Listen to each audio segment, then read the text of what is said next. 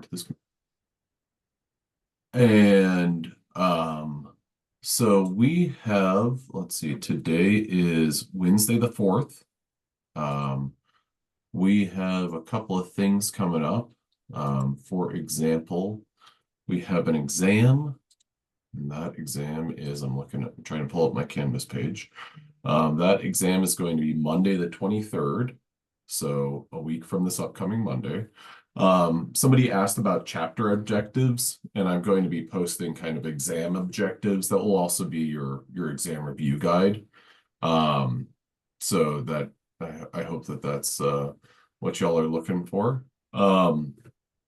Then an announcement this upcoming, wait, I'm sorry. The 23rd is 2 weeks from Monday. I got ahead of myself. This upcoming Friday, I'm going to have a pre-recorded lecture for y'all.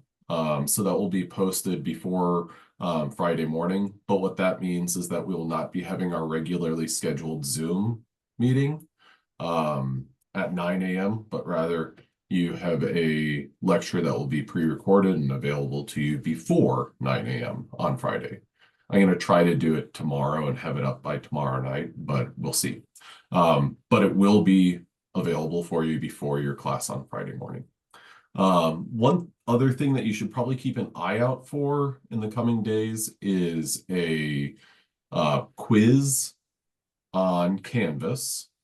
And that quiz will be open notes and everything like that. It's kind of going to be like, it's effectively like homework. Here are some good questions that you should be able to answer. And here are some things that you should be thinking about.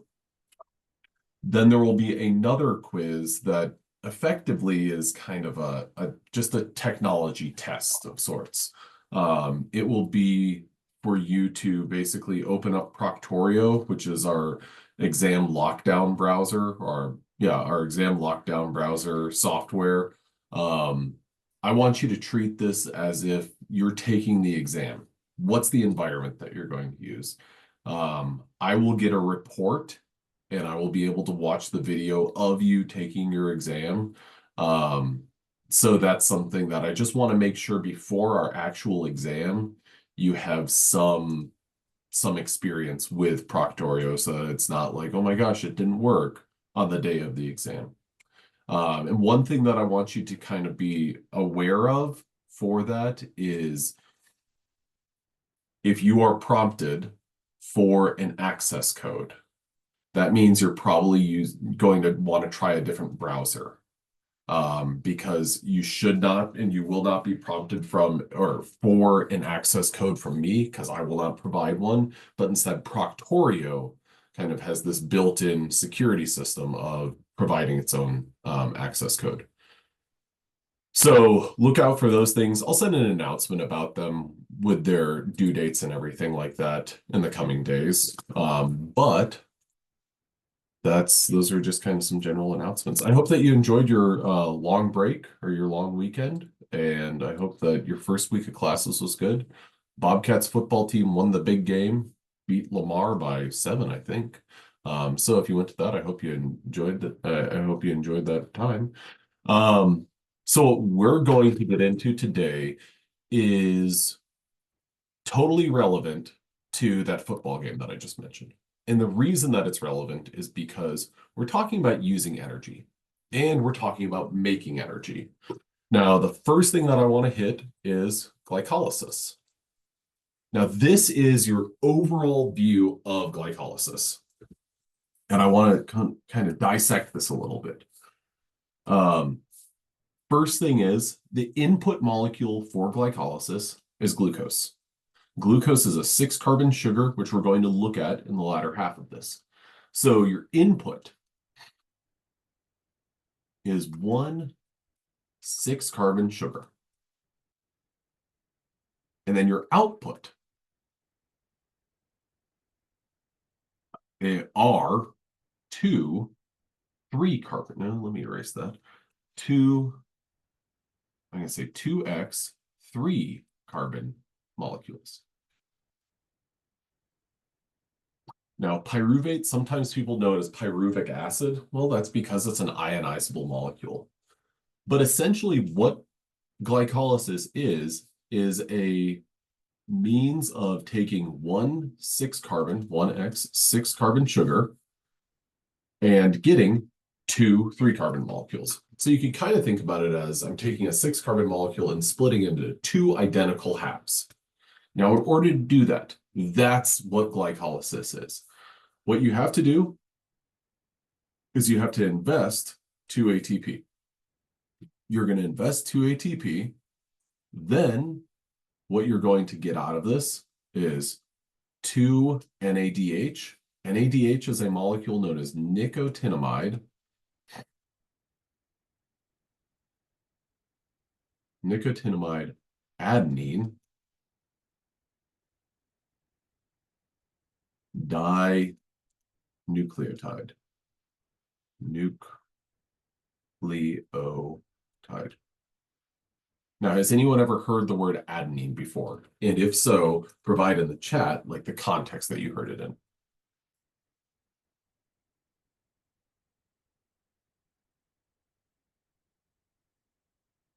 Perfect. In a genetics class, nucleic acids.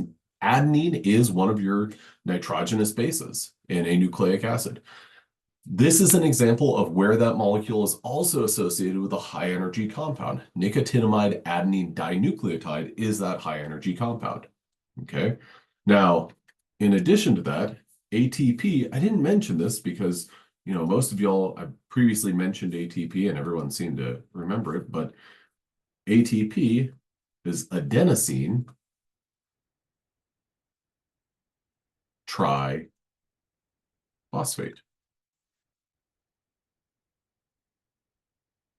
Now, that ADEN, ADEN, that's not a coincidence. Both of these have that nitrogenous base, adenine. Adenosine is a different form of adenine. We'll get into that in the coming weeks, but they both have that high energy compound, or they both are high energy compounds. So you're going to invest 2 ATP, you're going to get back 2 NADH, and then, and one of the other kind of internal steps, you're going to get back 2 ATP molecules. So here you can see that you've basically, this ATP that you gained here offsets your initial investment. So I always kind of think about it as like 2 steps forward, 2 steps back. Well, you started glycolysis by going 2 steps back. You went in the hole to ATP. But then during glycolysis, you regained those. So you went 2 steps back, 2 steps forward, you're back at 0. Then in your final steps of ATP, you're going to generate 2 more ATP. So sometimes you'll hear of ATP investment and kind of recovery, and you'll hear it referred to as a net gain of 2 ATP. So that's kind of how you'll hear about the products of glycolysis. You'll hear it as, well, you've gained 2 ATP and 2 NADH. So the overall products, you could think about this as your overall products for glycolysis are 1, you've got ATP. 2, you've got 2 NADH. And your third product is pyruvate. So this is your like overall view of glycolysis. Now, if I were to ask you, if we had an exam right now, what questions would I ask you about glycolysis? I'd ask you about what are the 3 major products. I'd ask you, what is the input? What are the output? Which pyruvate is your primary output molecule. What's the net gain of ATP? Those would all be good questions for what we've covered right now. Now, the devil's in the details. We haven't gotten into the details quite so much. We're going to, but before we do that, we really have to look at some of these other molecules. And in particular, we've got to look at our sugars. Now, the first phase of ATP is that investment. So you put ATP in, but one of the reasons that you do that investment is because glucose, from a cellular perspective, glucose can go in and out of a cell. Does anyone know the proteins that are responsible for bringing or taking glucose from the bloodstream and putting it into any cell type? Does anyone know what those molecules are referred to or commonly known as?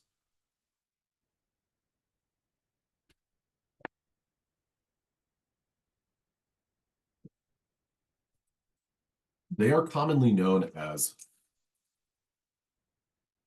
they sound almost like a workout. They're GLUT transporters, GLUT1. These are glucose transporters, hence the GLU for glucose and T for transporter. And one is there's multiple of them.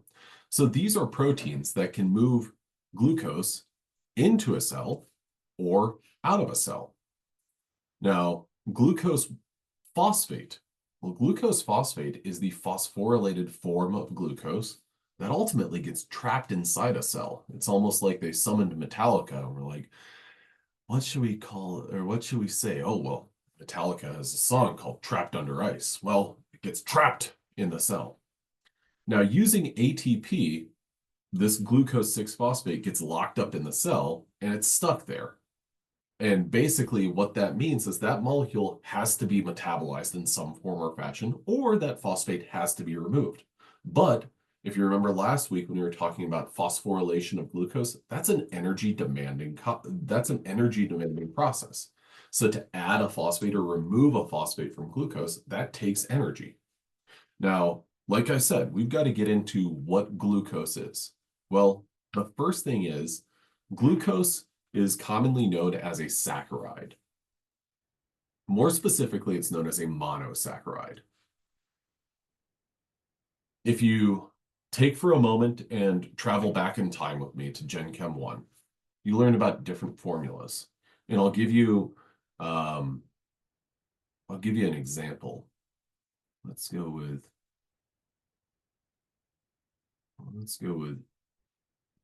C6H6 CH, and then I'm going to go ahead and draw.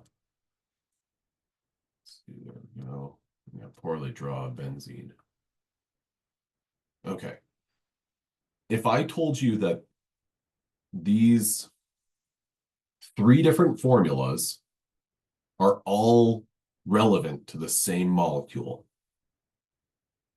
this one right here it is a type of formula. This is a type of formula, and this is a type of formula. I'll give you a little bit of a spoiler and kind of put you back in this headspace. This is a structural formula.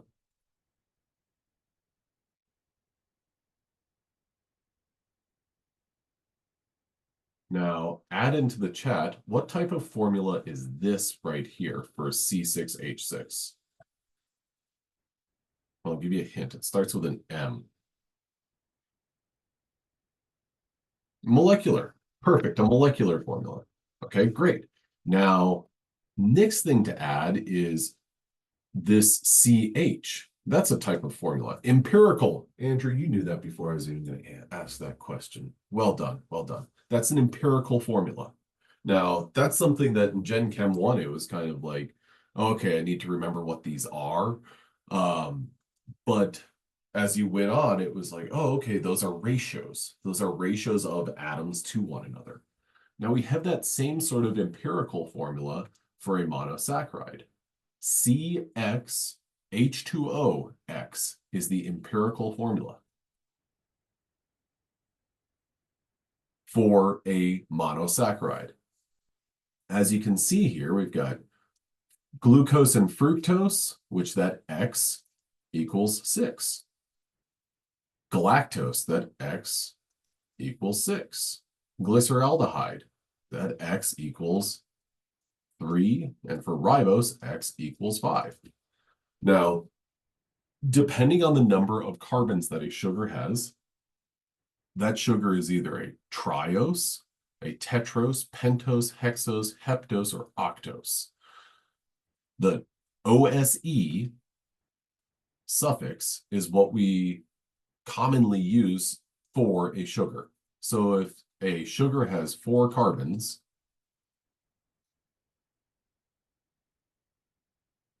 I'm going to say 4 carbons plus sugar, so a 4-carbon sugar, that is a tetrose. 5 carbons, pentose. 9 carbons, nanos. Now, one of the things that I want to highlight is heptose and octose. They're included here, but when you took organic, you learned about ring structures. What does anyone remember about like ring sizes and numbers of carbons? And let's go ahead. Does anyone remember anything about 6 carbon? They're unstable after 6. This is perfect. You're absolutely right.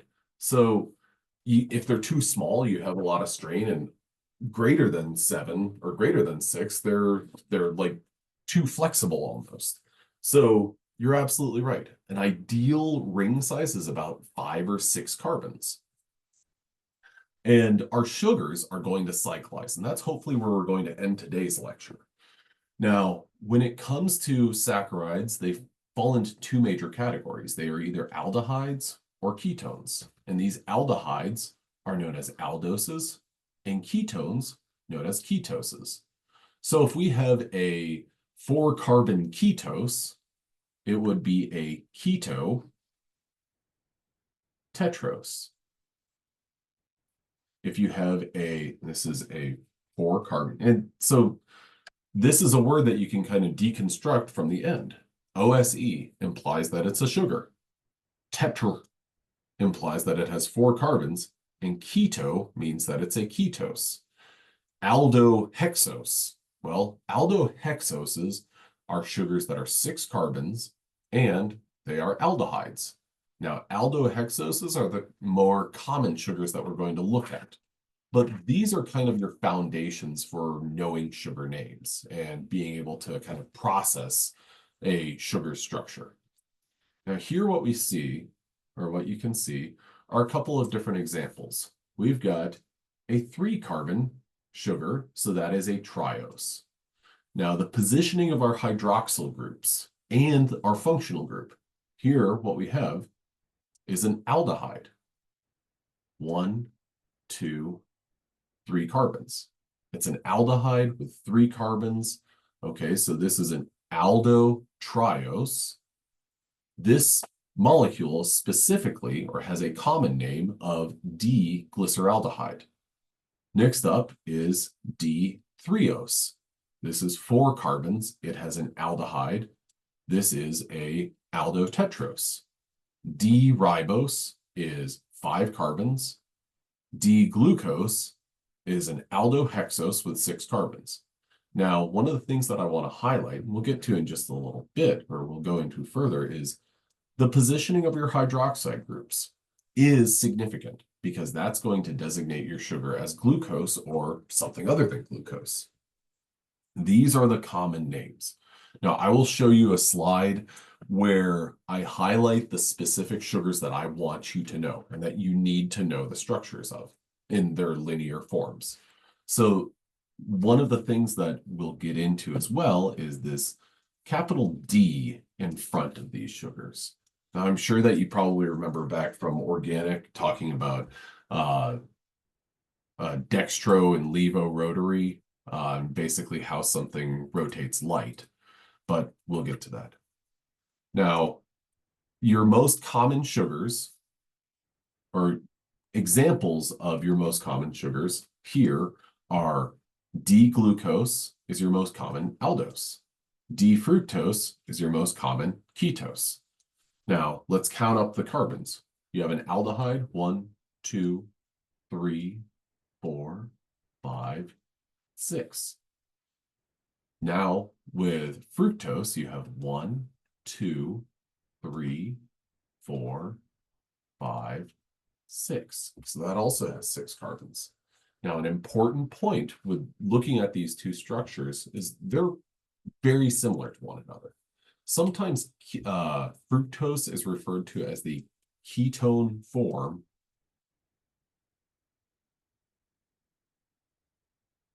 of glucose. So if you're thinking, okay, what's my strategy going to be for learning this information? I would look at these 2 sugars and be like, I'm going to commit their structures to memory and use those as kind of a foundation for learning others. Now, here we've got a couple of other sugars. ribose, glucose, fructose, galactose, mannose. Well, we've got an aldopentose, aldohexose, ketohexose, aldohexose, and then mannose is an aldohexose.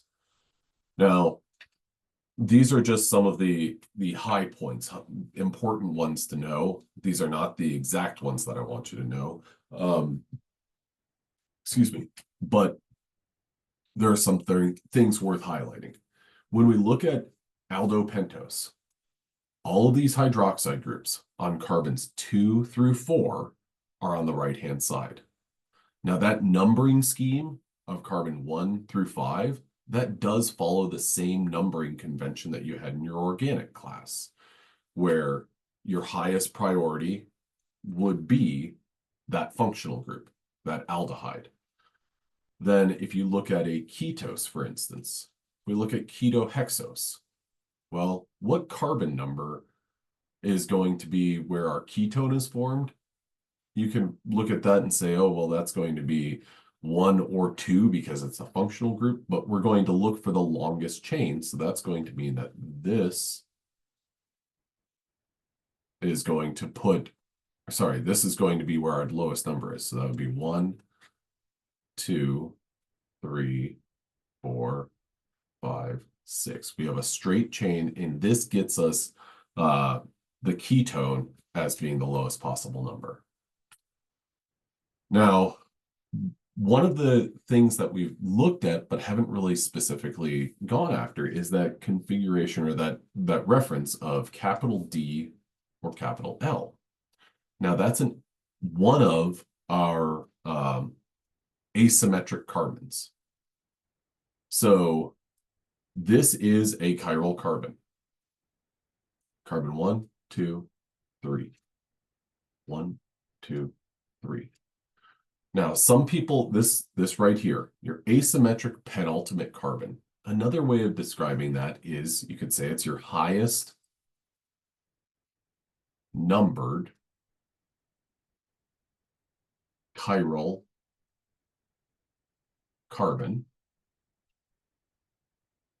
You could also describe this as your second to last carbon. Now, when we look at this molecule, glyceraldehyde, let's just do a little bit of a review and recap of the numbers. Okay, so, or the names that we've learned. Is this an aldose? It is. This is an aldose. That checks out because we have an aldehyde functional group. Now, what is this in terms of numbers of carbons? Well, this is a triose. In addition to that, we have a common name for this, and that would be glyceraldehyde. Now, if we look at these two structures, carbon 1, carbon 1. Now, add to the chat, is carbon number 1 a chiral carbon? Nope, it's not. Because in order to be a chiral carbon, we've got to be bound to 4 different groups. This is bound to 3. Okay, so carbon number 1 is not a chiral carbon. Carbon number 2. That is chiral because it's bound to 4 different groups, and all 4 of those groups are different from one another. Carbon number 3, is that chiral? No, it's not. It's bound to 4 different groups, but 2 of them are both hydrogens, so they're identical. So in this case, our highest numbered chiral carbon is also our only chiral carbon. Now, what we do when we look at that highest numbered chiral carbon or our second to last carbon in the chain, we look at the positioning of this OH group. That hydroxyl group, is it on the right-hand side or is it on the left-hand side of our structure? If it's on the right-hand side, then it is a D sugar. If it's on the left-hand side, this makes it kind of easy to remember, L for left, it is a L sugar. So these two terms are appropriate for this. And we can even add, this is a D-aldose or a D-triose. This is an aldose.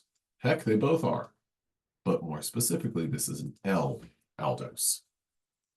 And that's where the D versus L designation comes in.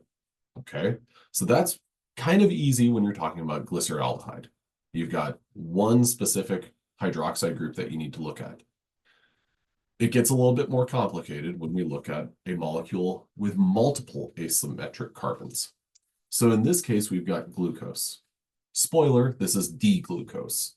What we're going to use is we're going to draw this structure and we're going to count up the carbons and kind of go through everything. This is an aldose. Okay, this is a hexose.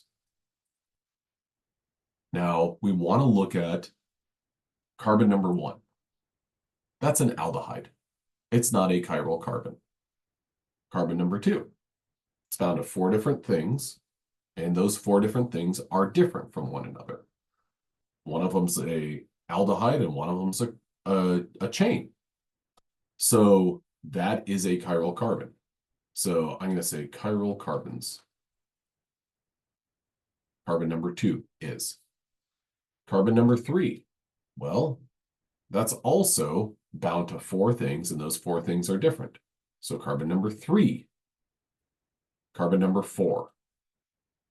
Well, that's bound to this chain right here, this chain right here, a hydroxide and a hydrogen. So that's 4 different groups.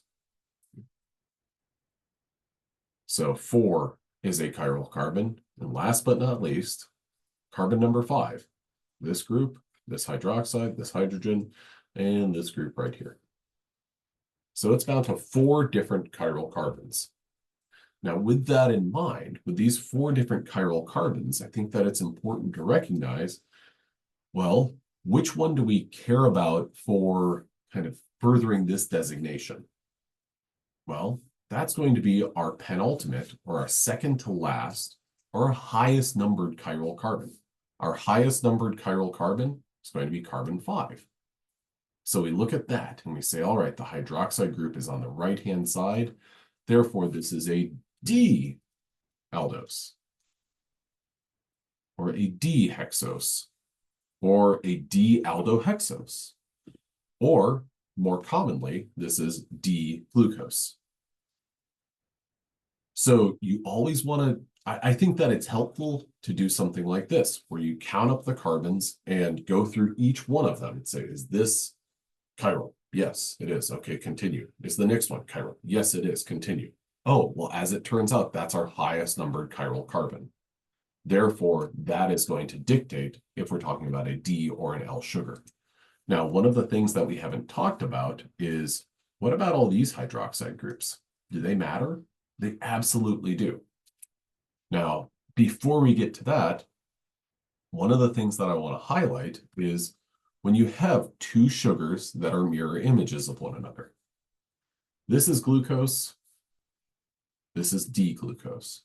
If we wanted to take D-glucose and draw L-glucose, the first thing that we know that we would have to do is we would have to flip-flop the hydroxide group on the highest numbered chiral carbon. That would have to be on the left-hand side. But when we move that one, in order for that sugar to still be glucose, we have to mirror all of the other hydroxide groups. If one was on the right-hand side, in the D sugar, it's got to be on the left-hand side to make it L-glucose. If one was on the left-hand side, as is the case right here, if we want this to still be glucose, well, then it's got to be on the right-hand side. If a sugar's on the right-hand side, we need it on the left-hand side. Now, when we're looking at a mirror image, also known as an enantiomer. So we're looking at D configuration versus L configuration. Now, does anyone have any, okay, so let's see. So far we've processed a lot of information. We've talked about terminology. We've focused primarily on aldoses. The numbers of carbons, give or just use configurations, tri, tetra, penta, hexa. Then if something is an aldose, it has an aldehyde functional group. If something has a ketone, it is a ketose. Common names depend on where hydroxide groups are positioned. D versus L only really depends on one specific designation or one specific hydroxide group's designation. Now, another group of sugars are diastereomers. Diastereomers have the same chemical type. So what that means in this case is they're both aldoses and they're both aldohexoses because these two sugars shown below are both aldoses and they both have 6 carbons. So they're both aldohexoses. So the size, the number of carbons are identical. But what makes these different from one another? And actually, let's go carbon by carbon. Carbon 1 for both of these sugars. They're identical. So I'm going to scribble this out. Now let's go to the opposite end. Carbon number 6. Well, those are identical. Scribble those out. Now let's go to carbon number 5. Carbon number 5 is the highest numbered chiral carbon. Those hydroxide groups are on the right-hand side. So in both cases, we're dealing with a D sugar. So I'll scribble those out. Scribble those out. Now carbon number 4. Okay, carbon number 4 is a chiral carbon. The hydroxide group is on the right-hand side in one structure, and it's on the left-hand side on the other structure. So those mirror one another. Carbon number 3. Well, one hydroxide group is on the left-hand side, and the other is on the right-hand side. So how many, I'm going to say number of opposite positions.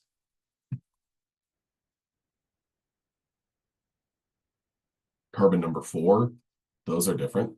Carbon number 3, those are different. So we've got 2 carbons with hydroxide groups on opposite sides of one another.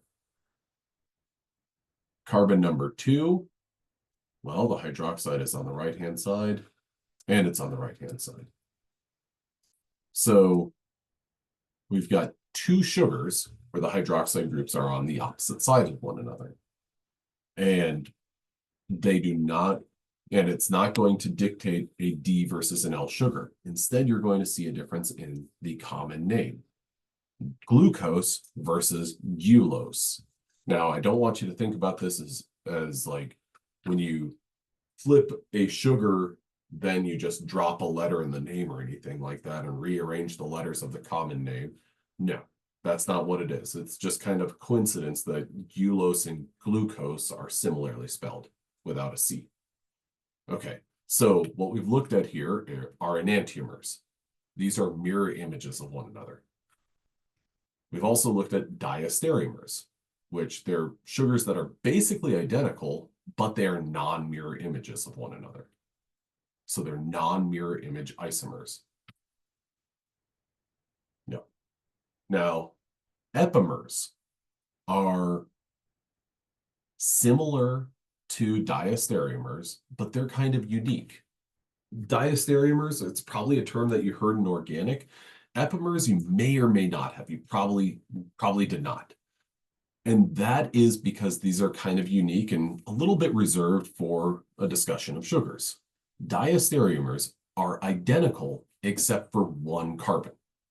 If you look at this, 1 and 1 are identical. 2 and 2 are identical. 3 and 3 are identical.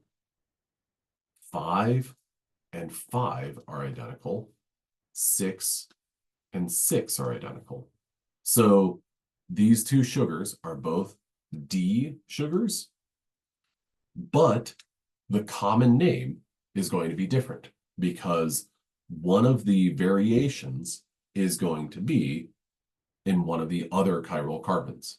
So in this case, a chiral carbon that's between carbon 2 and 4. Here we have a hydroxide group on the right-hand side versus on the left-hand side. That's what's going to make our difference for glucose and galactose. All right. We've covered a lot of material here and quite a few details, but if you wanted to break it down in terms of the high points of what we've covered, and if you're looking to identify a sugar, you need to look for what's the functional group. Arguably, that's like the first thing. Then, number the carbons. Okay. As soon as you see the functional group, you can classify it as a ketose or an aldose. When you see the number of carbons, then you can say, well, this is pentose or this is octose. Then, after that, you want to see the highest numbered chiral carbon. Well, is it carbon number 3? Okay, great. That's the highest numbered chiral carbon. The hydroxide group on the right-hand side versus the left-hand side is going to designate or dictate if you're talking about a D or an L sugar. Now, let me rearrange that real quick. I'm going to say D versus L. Then what you're looking at is opposite OH groups. I'm going to say OH positions. Are we talking about a diastereomer? Or are we talking about an epimer? So in a nutshell, this is what we've covered. Now, those are kind of painting with a broad brush, but that's the application of everything that we've looked at. Now, the next thing is super important. But before I proceed to that, does anyone have any questions about any of these, or would anyone like me to jog back? If you're good, put a thumbs up into the chat, please.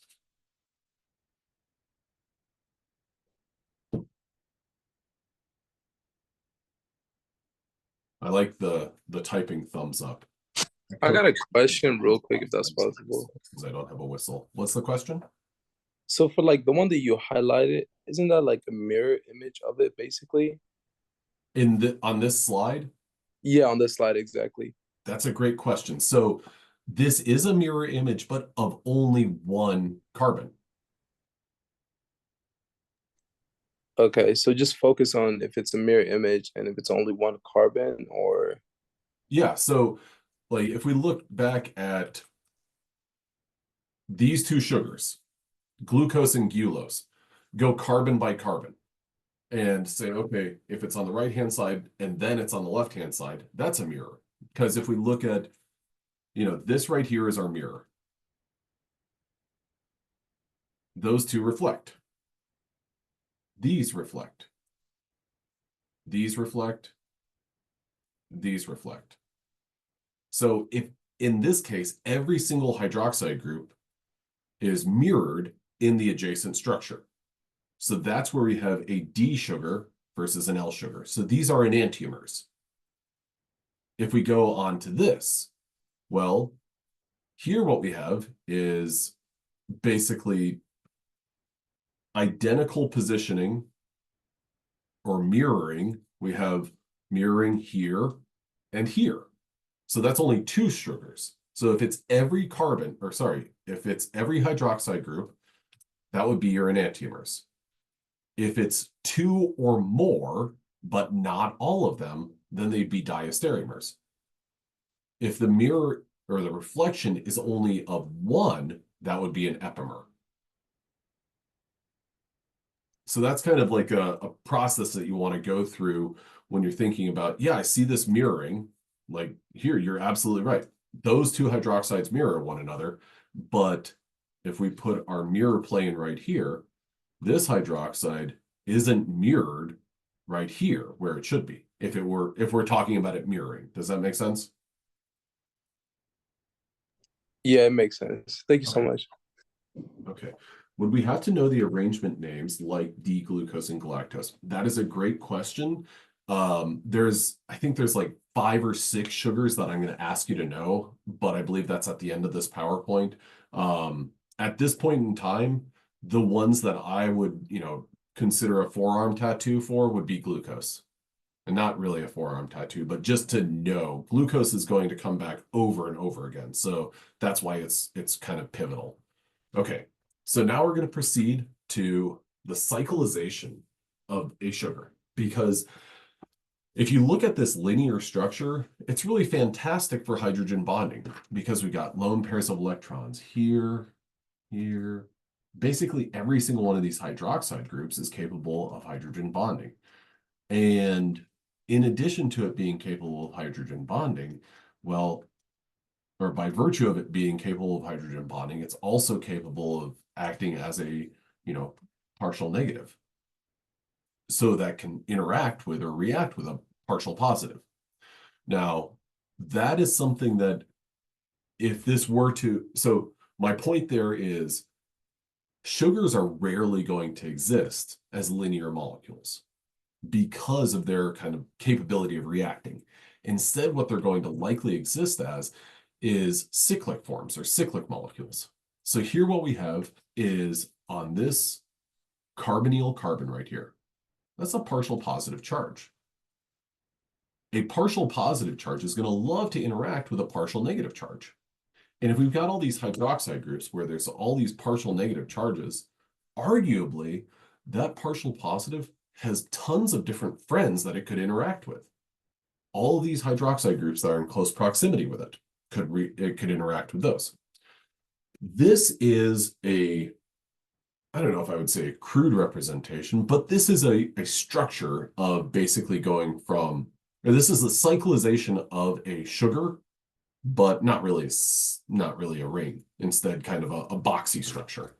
Now, what I want you to see here is this oxygen right here is this oxygen right here. Now, what that means is that this carbon right here is this carbon right here. Now, I like this structure, but I also kind of hate it.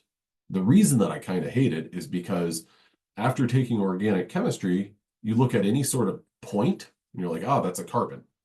That's not the case here. I would kind of curve this line and be like, there we go. That's how our ring is formed. So what that means is that the hydroxide or the oxygen that is a part of this ring is from carbon number 5. So this is carbon number 1. This is carbon number 1. Now, previously, when we were talking about carbon number 1 in an aldose, in an aldohexose, we'll say, and add to the chat the answer to this question. Is that carbon chiral?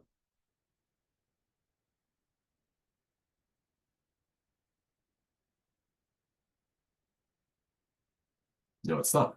You're absolutely right. That's pretty important, okay? So if we look at our linear form of glucose right here, I'm going to circle all of our chiral carbons. Chiral, chiral, 3, 4. We've got 4 chiral carbons. Now, I'm going to ask you this.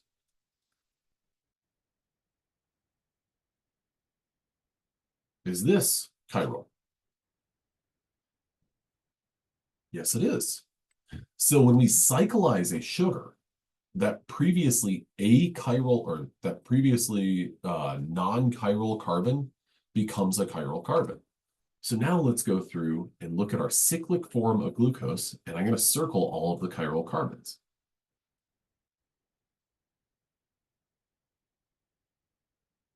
We've gone from 4 to 5 chiral carbons. Now that's important because C1 is the new chiral carbon. That's important because this gives us another way of classifying a sugar with that 5th chiral carbon. And that's going to be important for designating a sugar in this new configuration. So this is a new asymmetric center. This is called an anomeric carbon. Now, here what we have is the display of the 5 aldoses that I want you to know the structures of. And I want you to know the names of these. D-glyceraldehyde, D-ribose, D-glucose, D-mannose, D-galactose. Now, when you look at these different sugars, what I want you to kind of do is think about, well, can I apply any of that terminology that I was talking about? Can I identify any of these as epimers or diastereomers or enantiomers? Well, flip back.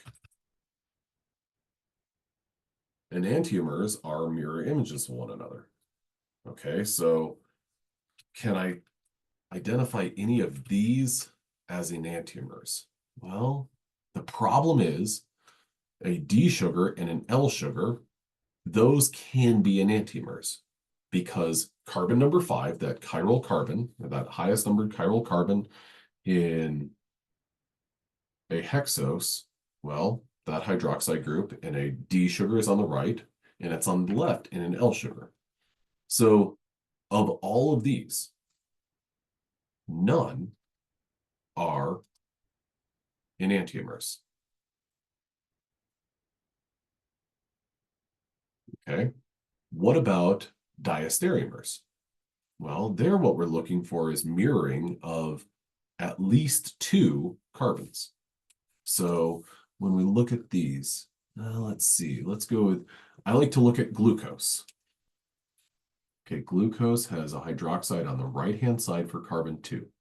What's a carbon, or what's another structure with a hydroxide on the left-hand side? Well, idose. Oh, okay. Oh, dang it. I just can't, I didn't want to do that. Oh, that's not what I wanted to do. But the good thing is I can fix that.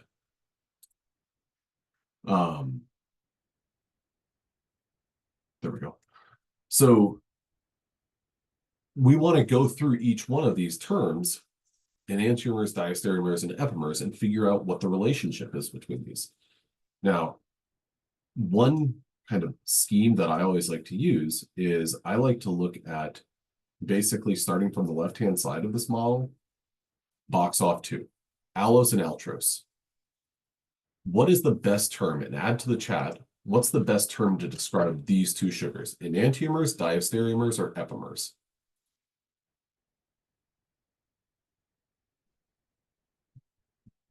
They're epimers of one another. That's absolutely right. The term, applying that term best, you would describe these as C2 epimers. Now, glucose and mannose are C2 epimers as well. They are C2 epimers of one another. What's their relationship, or are they epimers of, say, is glucose an epimer of altrose?